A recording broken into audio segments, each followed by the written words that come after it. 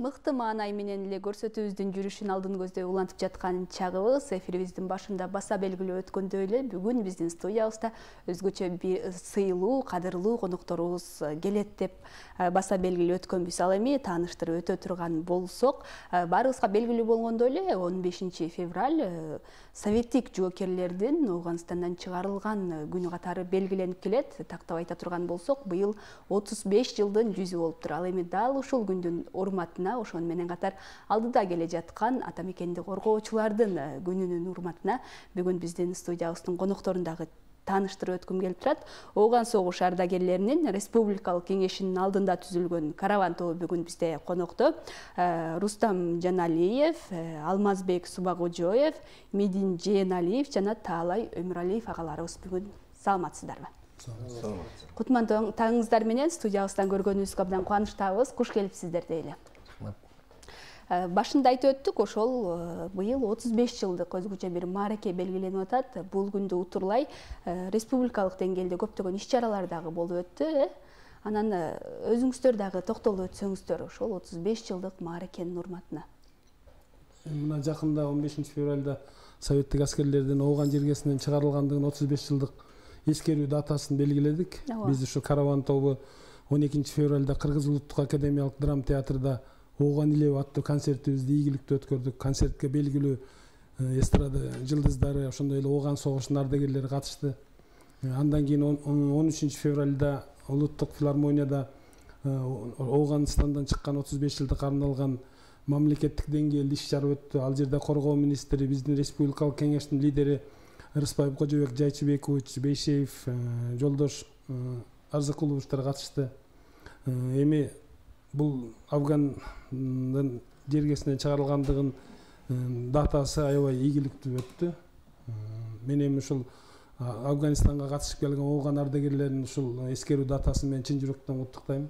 Дагы да бар болсун, жаштарды патриоттуулукка тарбиялоодо өздөрүнүн салымдарын кошо беришине мен тилектешмин. Абдан сонун келиңиздер, анда ошол караван тобунун ошол түзүлүп калуу тарыхына дагы учурдан пайдаланып токтолуп өтсөк кандай болот? Жалпы топто канча мүчө бар дегендей, кандай иштерди алып барып келесиздер? Жаңы эле айтып өттүңүздөр, концерттерибиз орун алды деп, Ошол караван тобу 2009 жылы май айында түзүлгөнбүз.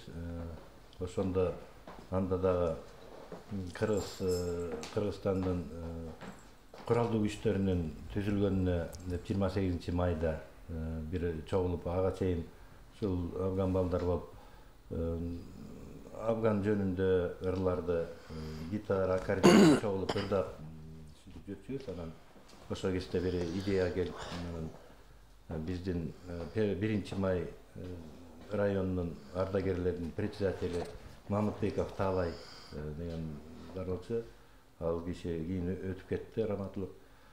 Анан Жумабилов Таалай, мен үчөөбүз биринчи баштап ошо караванды түздүк элек.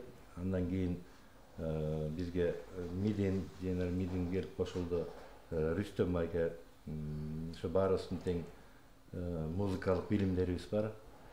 Анан ошондой иш-чараларды мектептерге азыркыга чейин эле барып келатабыз. Аскердик бөлүктөргө, чегарачыларга барып ушундай уроки мужества деп коет, ошолорду өткөрүп, жаш муундарга тарбия таалим берип, армия деген мекенди коргоо баардык эле эркек мырзалардын ыйык милдети деп ошолорду айтып, анан дагы ата мекен жөнүндө патриоттук ырларды аткарып келатабыз. Абдан сонун келиңиздер, анда ошол маегибиздин башында эле бир жакшы ыр менен баштап алалы. Биздин көрүүчүлөрүбүз да өзгөчө күтүп олтурган учур болуш керек, Биз ушул Афган жергесинде курман болгондор арналган Афганистан деген ырды аткарып берип коелу.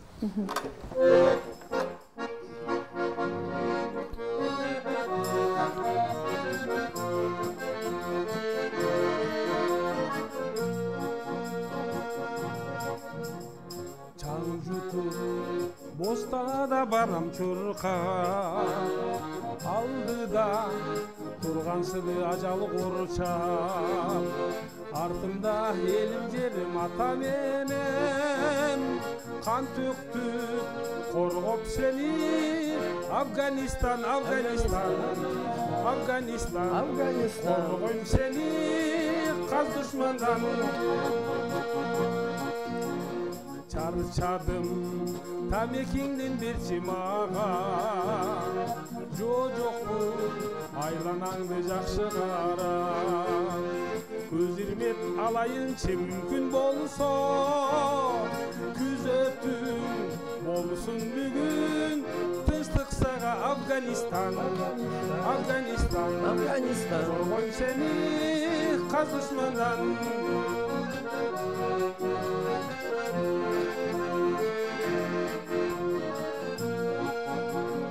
кангатты суу калды берчи тамчы жаратты оңдоп кайра жакшы таңчы ар жакта жатат окшойт жаны кейип жардам бер ага дагы сойлоп барчы Афганистан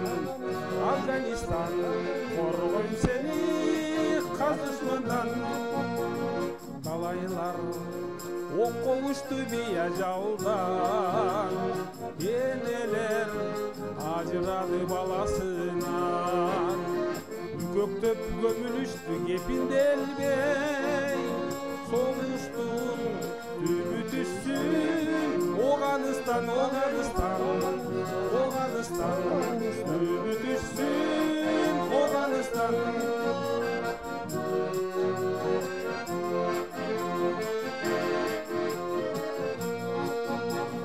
башталды когалары эми баткен баралы изин кайрып мазжа кеттин атуулдук милдетибиз аткаралы кыргыздын шуңкарлары биздин элдин Кыргызстан коргойм сени каз душмандан ал жактан кайтпай калган тургулардын элесин биз качан унутпайбыз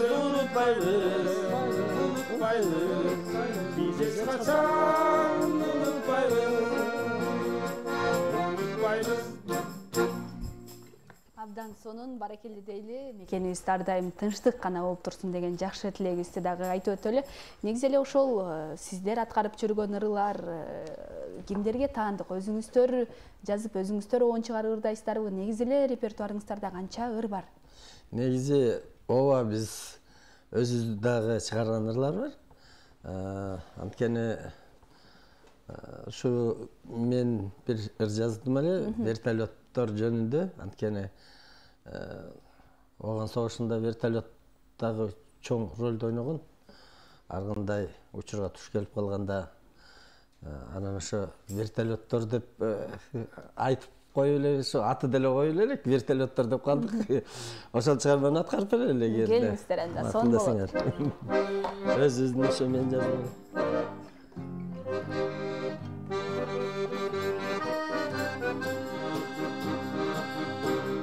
Ава жире вертолеттор баратты, көргөн элди сууктандырып каратты. Учкуч жокер Афганистан элестеп, учкуч жокер ушуларды жаратты. Афганистан, Афганистан, алып калдың ден соолукту жаштыкты. Афганистан, Афганистан, алып калдың ден соолукту жаштыкты. Жердин элдин ишеничин актаган, жокер учат бүркүттөй таптаган. Өмүрдөн да кымбат турат бул кесип, вертолетто катапульт сактаган. Афганистан, Афганистан, алып калдың ден соолукту жаштыкты. Афганистан, Афганистан, алып калдың ден соолукту жаштыкты.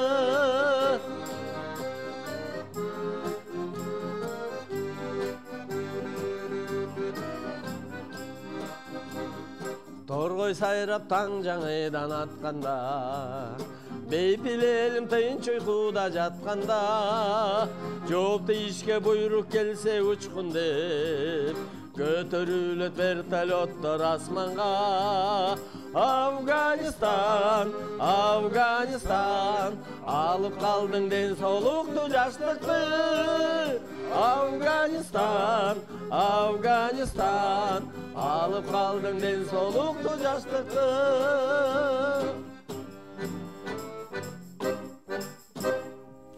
Баракелде дели чындыгында сонун. Демек сөзү дагы оонда сизге таандык, Ооба, теги ушу сөз болуп калды. Фрунзе лётный училищеда аскер кызматында көп жыл иштедим. Ошол жерден бул лётчиктер жөнүндө бар экен, учкучтар жөнүндө бар экен, вертолетчиктер жөнүндө эр жок экен. Ошо командир полка ошо айтып калды, ошо вертолет жөнүндө эр жок экен, чыгармачылык кишилер барсыңар частный ичинде дегенден ошо анын үстүнө ошол жылдары бир авиациянын парад болгон. Көп жылдан бери болуп элек. Анан ошо парадтан көрүп турушат. Мындай толкунданганда бир учурда бир учур келип калат экен, ошо парадта вертолеттор, самолет учуп атканда эле ошол бир көп болсо бир аз эле убакыттын ичинде ушул текст пайда болуп, анан кийин оон жаздым эле. Анткени ошо консерваториялык билимим бар. Теги миден жетекчиси айткандай баарыбыз тең эле музыкалык билимибиз бар. Анан ошону куралдын ордуна азыр экинчи куралдарыбыз ушул болуп калды. Аспаптарды алып жүрөбүз. Абдан сонун. Жалаң гана колуңуздарга ушундай музыкалык аспаптарды курал кылып кармап эле жалаң гана ырдап гана жүрүңүздөр деген жакшы тилегибизди айталы. Негизи ушул караван тобунда төртөөңүздөрбү же дагы топтун башка мүчөлөрү дагы барбы? Жок, төртөөбүз эле. Биздин репертуарда айтсак, репертуарыбызда 30дан ашык кырларыбыз бар. Анан эски кырлардан дагы 70-жылкы, 80-жылкы кырлар дагы бар. Башка дагы россиялык жана группалардын ырлары бар. Мындан 4 жыл мурда Россиядан Голубые береты деген группа бар, ошолор келгенде алар менен дагы чогуу концерт бергенбиз. Анан эски ырлардан болсо азыр дагы бир ырдап берелик, Кара Шоро. Ооба, келиңиз.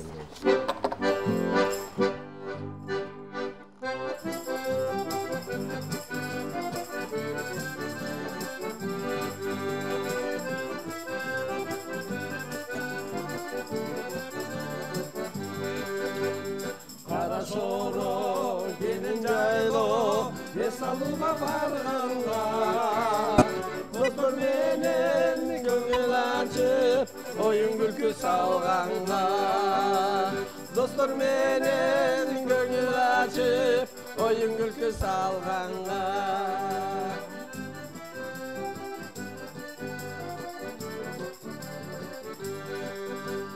Кара Шоро көз жайлоо аба салкын араша Кел курбулар бул жайлоого эс алууну кааласаң Кел курбулар бул жайлоого эс алууну кааласаң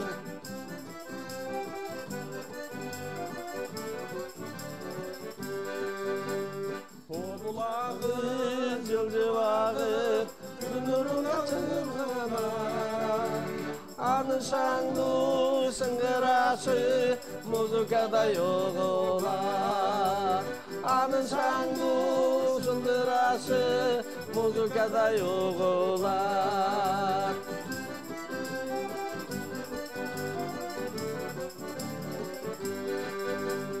Кара Шоро жашын жайлоо ширет чөктү жамыган Чабандар бар койтолдоптуп Ленин өрдөн тагынган Чабандар бар койтолдоптуп Ленин өрдөн тагынган Лениндар бар койтолдоптуп Ленин өрдөн тагынган Ленин өрдөн тагынган Өрдөн тагынган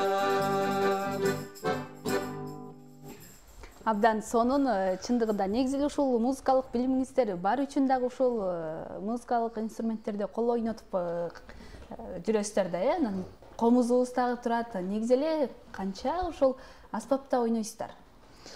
Эми баарыбыз тең эле аккордеон чертебиз, анан гитара да чертебиз, анан комузду дагы ойношушат. Анткени бардык эле жерде жаштар аркы берки болбойт. Кээ бир улгайып калган кишилер да болот. Алардын жан дүйнөсүнө комуз жакын. Анан ошо барган жерге ылайыктуу ошо мындай патриоттук тарбия жүргүзүү иретинде ошо ырларды аткарып беребиз. Биздики ошо группа болгондон кийин эстрадалык ырларды аткарабыз да. Ошо баягы жандуу үн менен.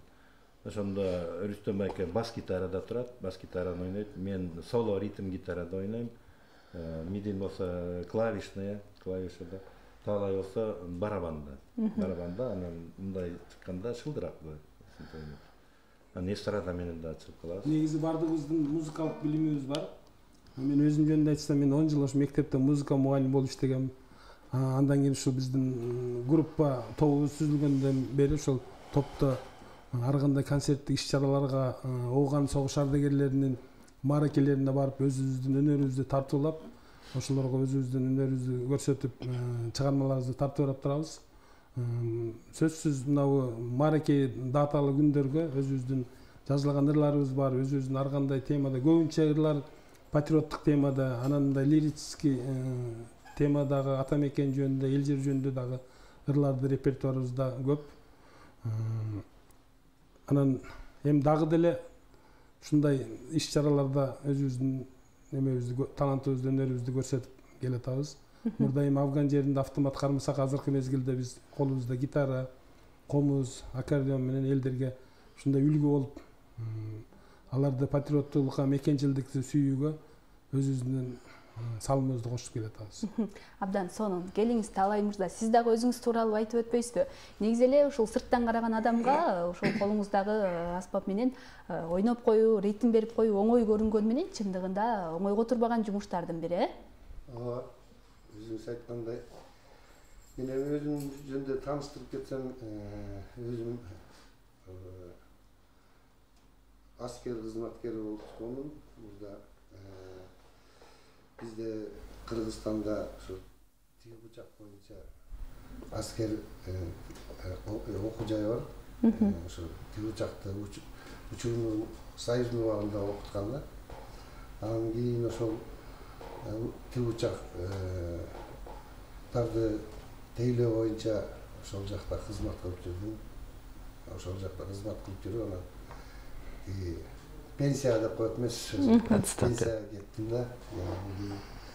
Анан караванды ушул уюшулуп атканда ошол караванга келип, ошо өзүмдүн салымымды кошуп, караван менен чогуу өнөрүбүздү көрсөтүп жүрөбүз. Абдан сонун. Негизи ушул караванда төртөөңүздөр кантип чогулуп, кантип мындай табышып калдыңыздар, айтып калдыңыз башында экөөбүз эле болчубуз деп, Ооба.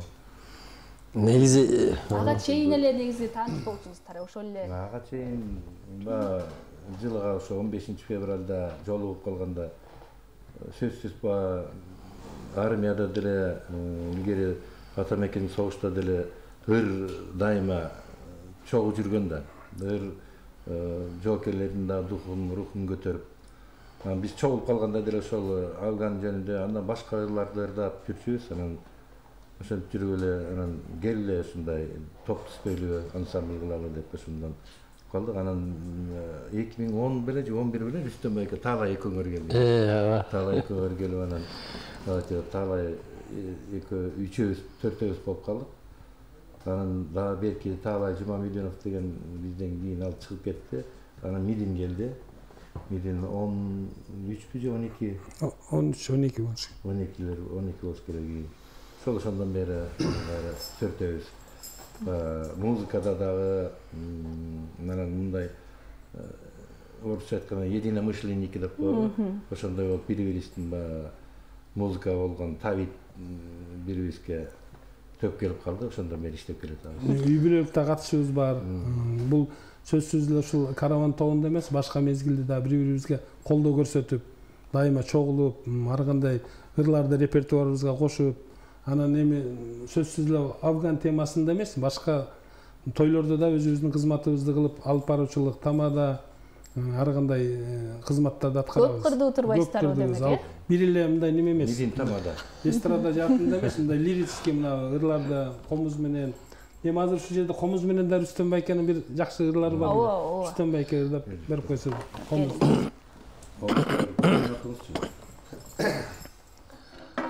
Эми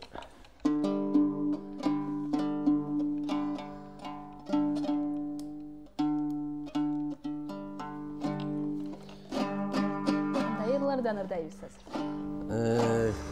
мындай эски Мусанын, Баятовдун көп ырларын аткарып жүрөбүз. Анан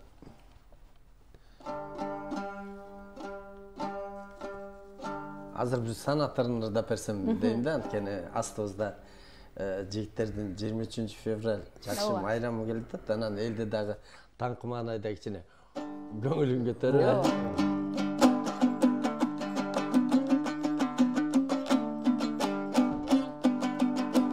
Бак деген нерсе тоголок, бак берсе адам оңолот. Бактысыз кылып койгончо жаратпай койсо не болот?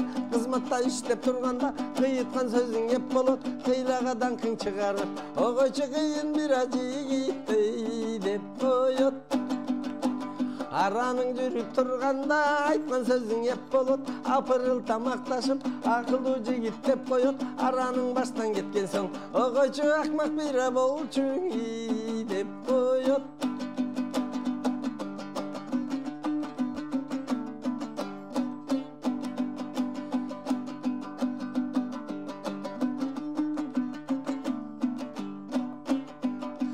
Бакты өлөтүң бар чакта бардыгы кылат сыйнатты. Батшыңан бактың тайыса, аялың кылбай сыйнатты. Аялың антип турганда, огой куй тартпайбы дары кими тузакты.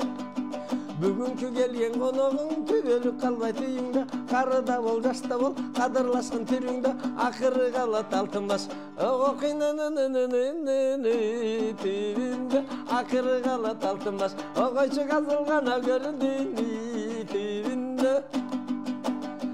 Бирде жигит жүрөт, бирде жигит төмөнөт, төмөнгенде жигитти казганатта эл жүрөт. Эгерде жигит жоголсаң, огойчу шылдың бир акылы эл күлөт.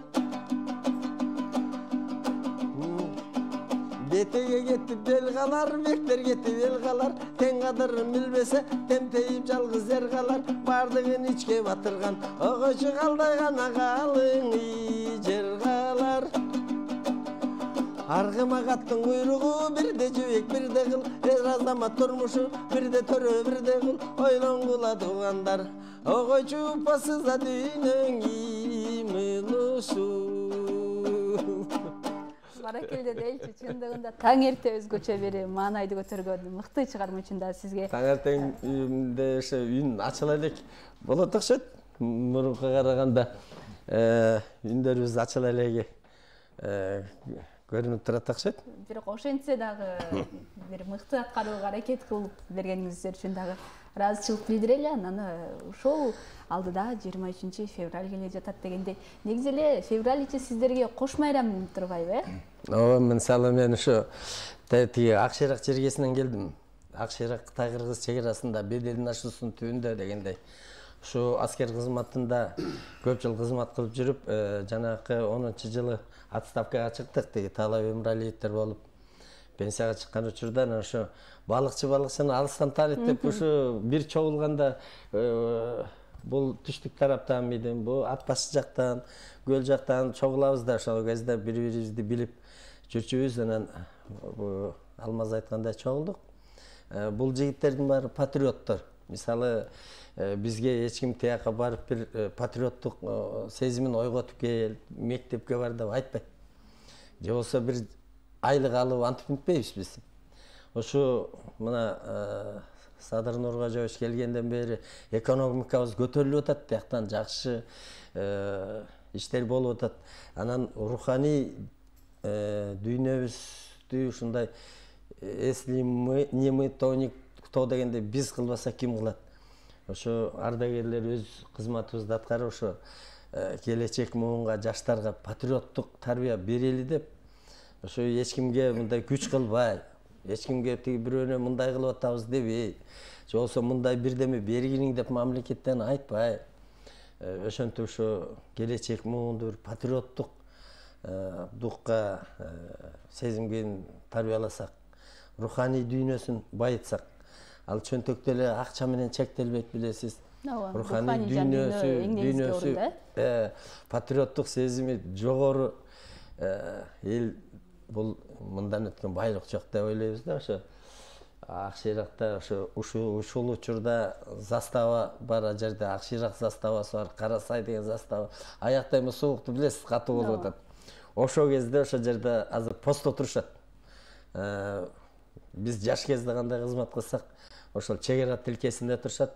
Ошо 23 февралдын учурунда ошо Акшыйрак, Карасай заставаларынын зардалы болуп иштеген ошо начальниктерине, ошол жерде турган солдаттарга бир ден соолук, ийгилик каалап кетким келип атат. Анан ошо чек ара тилкесинен кетип калбай, ошол жерди жөн калтырбай, ошо иштеп аткан, ошол жерде жүрүшкөн, мекенин таштабай ошол жерде кызмат кылып жүргөн эже агайлар, ошол жерде жашаган баатыр элге дагы ошолордун жигиттерге дагы 23 февралда майрамы менен куттуктап ошо ден соолук каалап кетким келет. Ооба, абдан сонун. Чындыгында кыргыз элинин тынчтыкта, бейкуттукта жашаганына, дал ошол чек ара кызматкерлеринин жасаган иши чындыгында ат көтөргүс деп айтсак болот. Маегибиздин соңунда дагы бир ыры менен жыйынтыктап коет окшойбуз анда, Анда эмесе ошол келе жаткан 23 февраль мекенди коргоочулар күнү менен бардык мырзаларды, бардык жоокерлерди, ошо чек арада турган жоокерлерди ушул келе жаткан майрам менен чын жүрөктөн куттуктайбыз. Баарына бекем ден соолук, узун өмүр, иштеген иштерине ийгиликтерди каалайбыз. Жерибизде, элибизде тынччылык болсун, жакшылыктар болсун. Анан ошол менен катар Михаил Муромовдун репертуарынан «Боевым награждается орденом» дегендерди айтып берейин.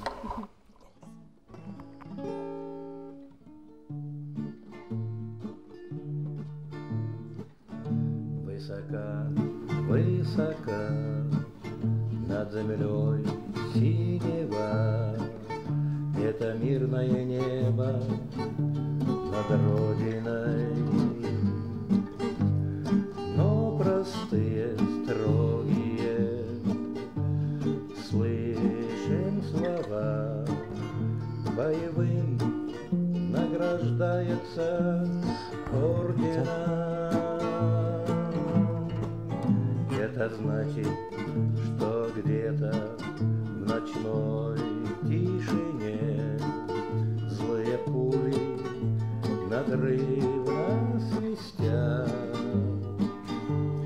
и что в этой борьбе, как на всякой войне, жизнь и смерть снова рядом стоят. Это значит, что где-то в ночной тишине злые пули надрывно свистят. Защищает любовь и надежду твою наших окон приветливый свет,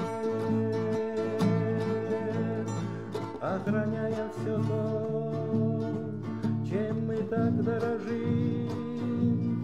Он ведет этот праведный бой,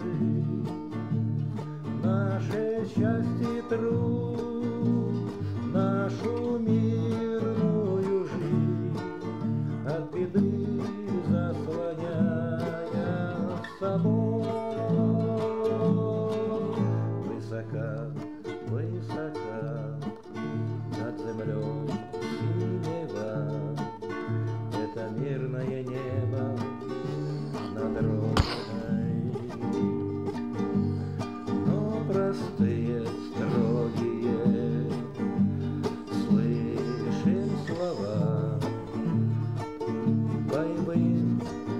награждается орденом.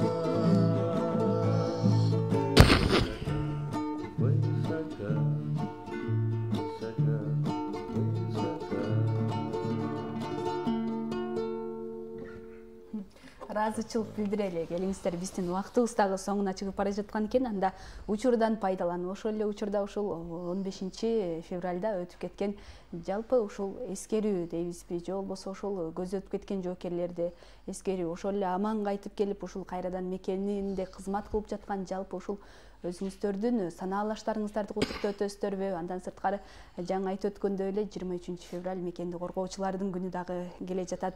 Анда сиздерге мындай эркин микрофон берели, учурдан пайдаланып өзүңүздөрдүн бир кыскача сөздөрүңүздөрдү, куттуктоолоруңуздарды айтып өтүңүздөр.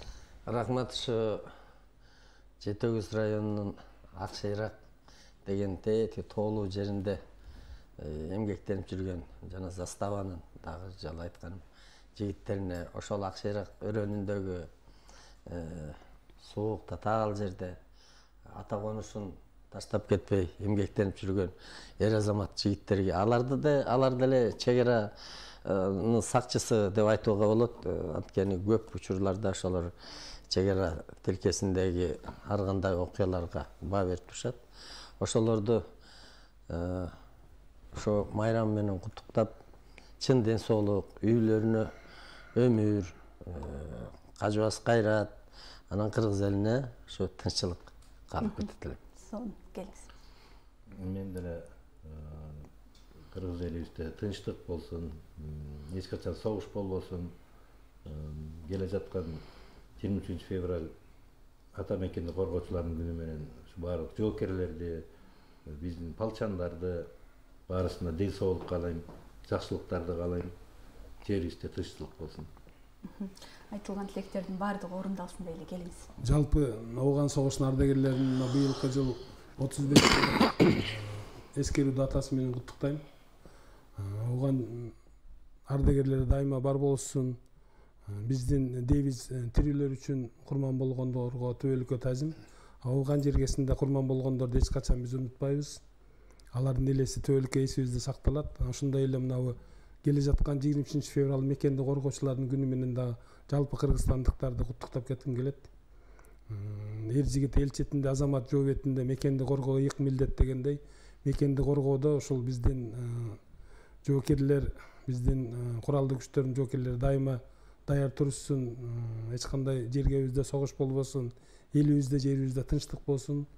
Мамлекет үчүн өздөрүнүн күчүн аябай, кан жанын аябай дайыма чекте турушун каалайм. Келиңиз, сон. Мен дагы деле ушул Баткен согушунун ардагерлери болгондуктан, ардагер болгондуктан ошо өзүмдүн ошо Баткен согушуна катышкан баардык Баткен согушунун ардагерлерин да ушул учурдан пайдаланып келе жаткан ушу ата мекенди коргоо күнү менен да куттуктап кетейин дедим эле. Анан азыркы учурда өзүм эмгектенип жаткан аскер жогорку окуу жайын жааматындагы ошо күнгө келе жаткан жаңы ата мекенди коргоо күнү менен куттуктап кетким келет. Кыргызстаныбызда тынччылык болсун, аманчылык болсун, эч качан согуш болбосун. Айтылган каалоо тилектердин баардыгы орундалсын. Сиздерге дагы ыраазычылык билдиребиз. Таң эрте келип, мына ушундай өз өнөрүңүздөрдү тартуулап, жалпы ушул кыргыз элине өзүңүздөрдүн жакшы сөзүңүздөрдү айтып өттүңүздөр. Биздин көрүүчүлөрүбүз тараптан да сиздерге келген жакшы каалоо тилектер бар экен, орундатып коелу. Кутман таң союз кезинде мыкты тарбияланган жоокер жигиттер ден соолук, үй бүлөлүк бакыт каалайм, ала тоонун кырандары деп калтырган экен. Ошондой эле кыргыздын патриот жигиттери 23 февраль майрамыңыздар менен куттуктайм, курдаштар деп калтырган экен. Сиздердин досторуңуздар тараптан келген билдирүүлөр окшойт. Ыраазычылык билдиребиз. Ошон менен катар сиздерге дагы ыраазычылык билдиребиз. Ошол жаңыдан айтып өткөндөй эле убактыңыздарды бөлүп келип, мына ушундай жакшы маанай тартуулуу өткөнүңүздөр үчүн өтүп кеткен жана келе жаткан ошол майрамыңыздар менен куттуктоо өтөлү.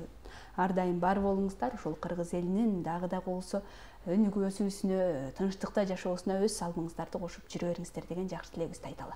Рахмат. Ал эми биз көрсөтүүбүздүн жүрүшүн алдын көздөй уланталы. Келген конокторубузду дагы бир ирет эсиңиздерге салып өтө турган болсок, Ооган согуш ардагерлеринин республикалык кеңешинин алдында түзүлгөн караван тобу болду. Алдыда дагы мыкты конокторубуз менен маектерибиз уланат. Ага чейин мыкты бир музыкалык чыгармага кезек берели.